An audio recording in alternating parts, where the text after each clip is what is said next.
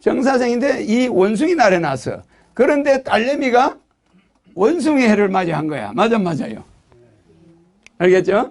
그게 자기 딸이 대통령이 돼가지고 물러나는 해가 원숭이 해야. 5년을까지 못하고 뭔가 문제가 온다는 걸 나는 내다보고 있는 거예요. 5년부터 내임덕이 생기면서 예. 대선에 들어가는 거니까. 네. 1년 전에 운동을 해야 됩니다. 네. 그래서 이런 정국이 계속 될 겁니다. 네. 그러면서 이 대통령은 혼란한 민생, 국회에서는 계속 다른 법안은 통과가 안 되니까. 네. 공약한 건 하나도 못하니까. 네. 국민들은 들고 일어나고.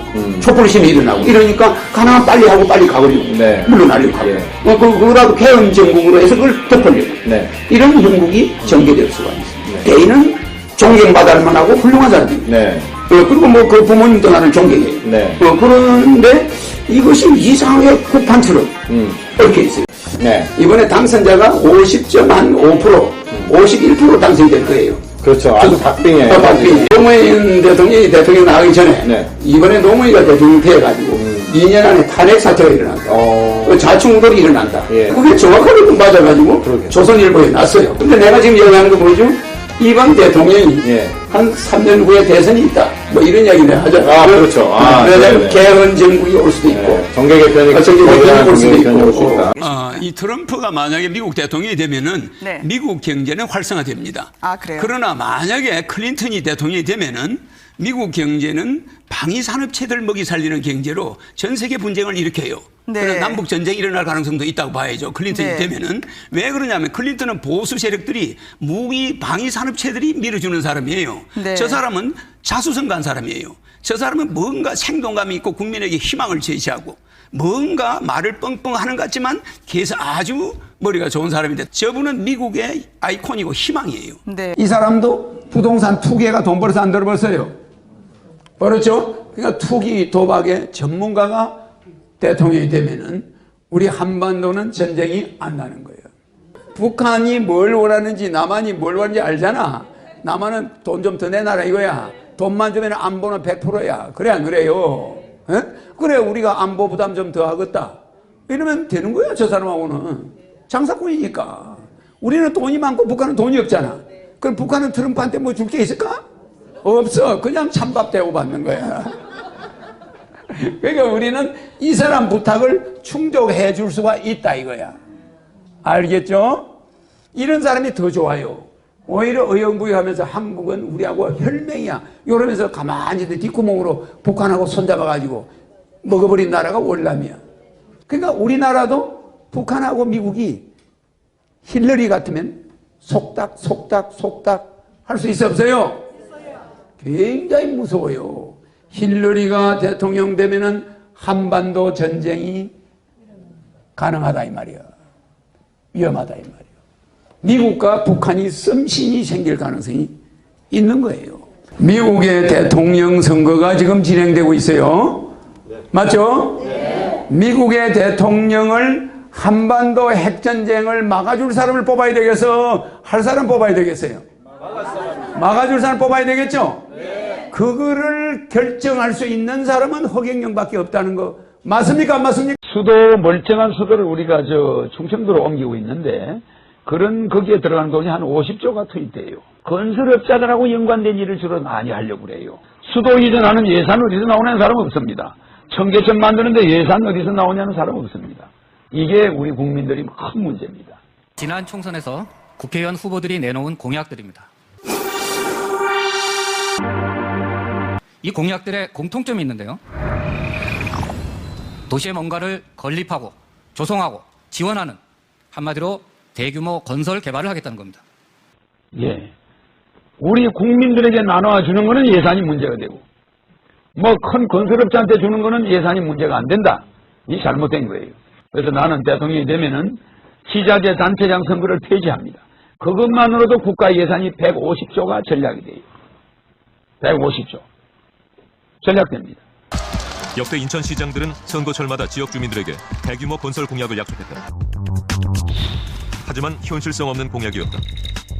1년치 국가 예산에 버금가는 돈을 투입해 진행하겠다던 대규모 사업들은 대부분 물거품이 됐다. 지난 2014년엔 부채가 13조까지 치솟으며 부도 직전 위기에 처했다. 공약에 대한 피해자는 당장의 주민이고 시민입니다. 그리고 유권자라고 할 수 있는데 단체장이 그 당시 재선을 하면서 신도시 개발과 더불어서 구도심으로부터 표를 얻기 위해서 무리하게 대규모 개발 사업을 약속을 했고 시자재 단체장 선거를 폐지합니다. 그것만으로도 국가 예산이 150조가 전략이 돼요.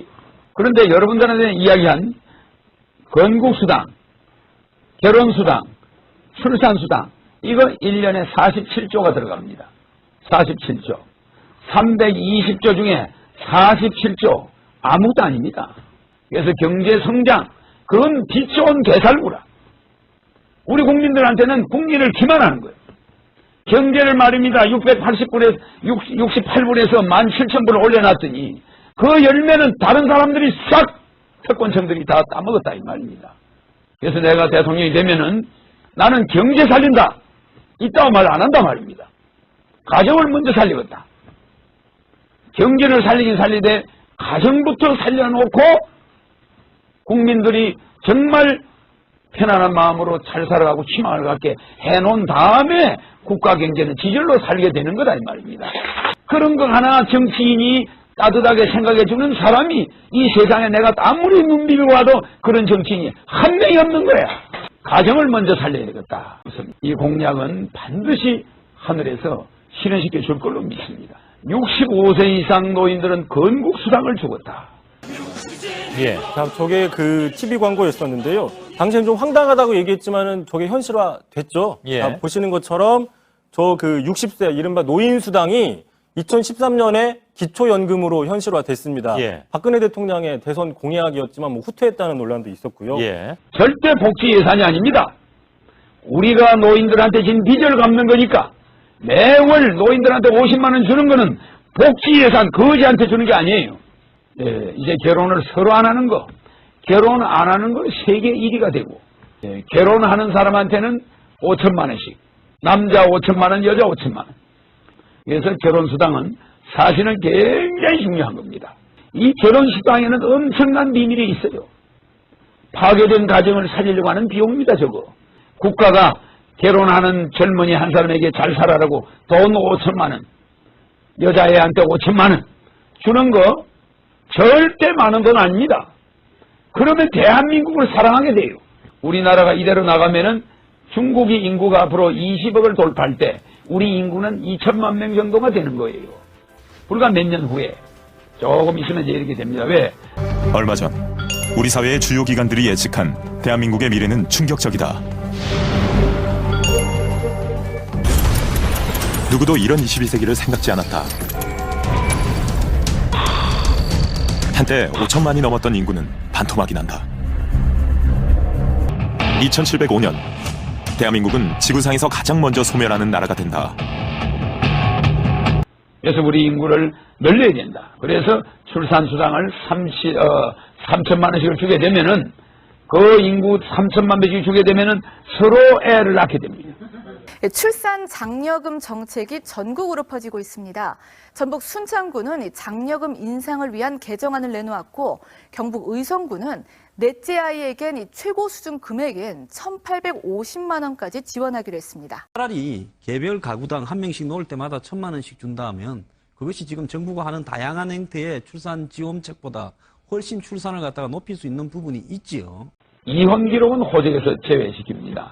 앞으로 전부 제외하고 앞으로도 지난 옛날에 있던 이혼 전과 기록도 다 폐지됩니다. 앞으로 이혼 경력이나 입양 기록 등 민감한 개인정보를 노출하지 않고도 신분관계를 증명할 수 있을 전망입니다. 예, 입사 후 5년간 매월 국가에서 100만 원을 주겠다는 거죠. 중소기업에서 나오는 월급하고는 아무 관련이 없습니다. 중소기업에서 청년 인턴을 채용할 경우 정부가 임금의 절반을 지원해주고 인턴을 정규직으로 전환하면 추가로 6개월간 임금의 절반을 지원하는 중소기업 청년 인턴 제도. 이를 활용한 청년 취업이 꾸준히 늘고 있습니다. 개혁보수신당이 선거 연령을 만 18세로 낮추는 방안을 당론으로 추진하며 고3 투표가 현실화될 것으로 보입니다.